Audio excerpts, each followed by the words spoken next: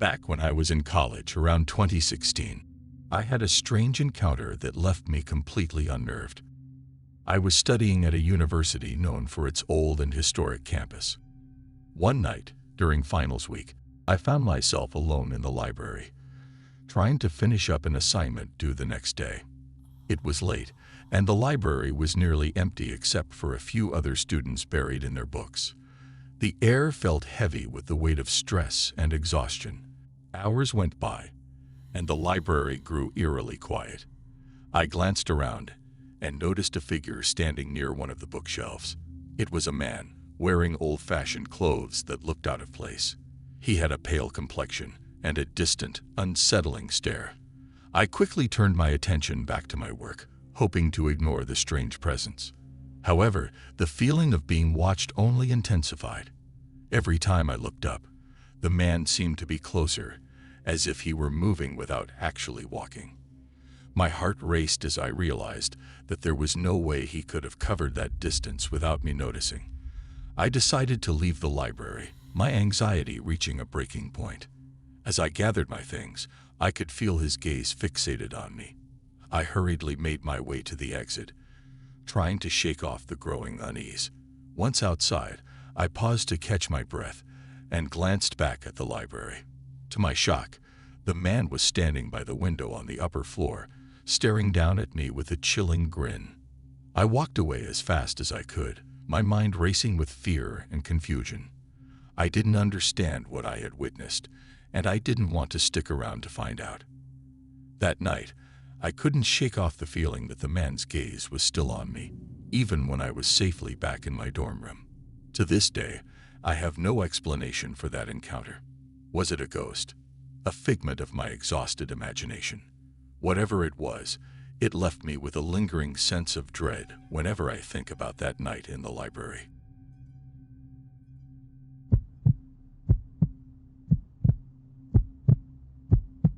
During my college days, I found myself enrolled in a psychology class that proved to be more unsettling than I could have imagined. It was a sprawling lecture hall with rows upon rows of students, each seat seemingly occupied by the time I arrived. As a student who preferred to blend in, I slipped into an empty seat toward the back. On that particular day, the professor was discussing abnormal psychology. It was an engaging topic, yet the air in the room felt strangely heavy. It didn't take long for me to realize that I was being watched. I glanced around, and that's when I saw him. A guy seated a few rows ahead, his eyes fixed on me. Now, I've always considered myself fairly perceptive, and this guy's intense gaze set off alarm bells in my mind. It wasn't the kind of lingering glance that can be brushed off. It was more like a predator assessing its prey. I averted my eyes, hoping that maybe my imagination was getting the best of me. But throughout the lecture, I couldn't shake the feeling of being observed. I caught his eyes on me every time I sneaked a glance in his direction. It was unnerving, to say the least. When the class finally ended, I gathered my belongings hastily and made a beeline for the exit. I felt like prey, eager to escape the predator's sight. Weeks went by, and I did my best to forget that unsettling experience. Until one day I spotted him again, this time near the campus library. He was talking to another student, but his eyes followed me as I walked by. An icy shiver ran down my spine, and I picked up my pace, my heart racing. I wasn't sure if I was just being paranoid or if there was something genuinely off about this guy. All I knew was that I needed to stay vigilant. And so I started altering my routine, taking different paths to class and keeping an eye over my shoulder whenever I sensed someone behind me. Eventually, the semester ended, and I hoped that would be the end of the ordeal. But the unease lingered, and I couldn't shake the memory of those unsettling encounters. A few years later, I found myself sipping coffee and scrolling through the news on my laptop. That's when I saw the name and face that had haunted my thoughts. The headline hit me like a ton of bricks. College student arrested for sexual assault and attempted murder. The same guy, the one with the predatory gaze, was now behind bars for heinous crimes. As I read the details of the case, I couldn't believe the extent of his actions. The relief mingled with horror as I realized how close I had come to danger.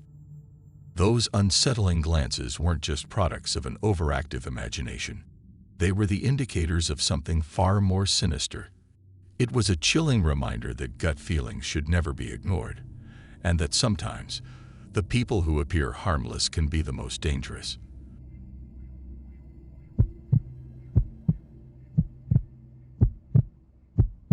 This happened to me in 2019. My buddies and I were always up for some adventure. One day, they came up with the idea to explore this old abandoned building on the edge of our campus. People said it was sketchy, but we thought it would be a fun challenge.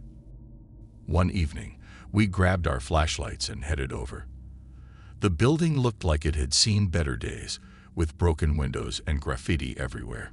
It had a creepy vibe, but we laughed it off and went inside. We climbed a rickety staircase to the second floor, and that's when things took an unexpected turn. We heard shuffling noises from one of the rooms down the hallway. We froze, looking at each other nervously. My heart pounded in my chest as we strained our ears to hear better. Then, out of the darkness emerged a man. He was disheveled, with wild hair and a scruffy beard. He was carrying something shiny in his hand, and as he stepped closer, we saw it was a knife. Our hearts sank, and we realized we were in trouble. He didn't say a word, just looked at us with a cold, piercing gaze. We were frozen in fear, not knowing what to do. It felt like an eternity as we stood there, sizing each other up. Finally, one of my friends managed to stammer out, "Hello." The man's eyes flicked to him, and we could see a glint of something dangerous in his expression. He took a step closer, his grip on the knife tightening. In that moment, our survival instincts kicked in. Without saying a word, we slowly started backing away. Every step felt like it echoed in the silence, and I could feel my heart racing.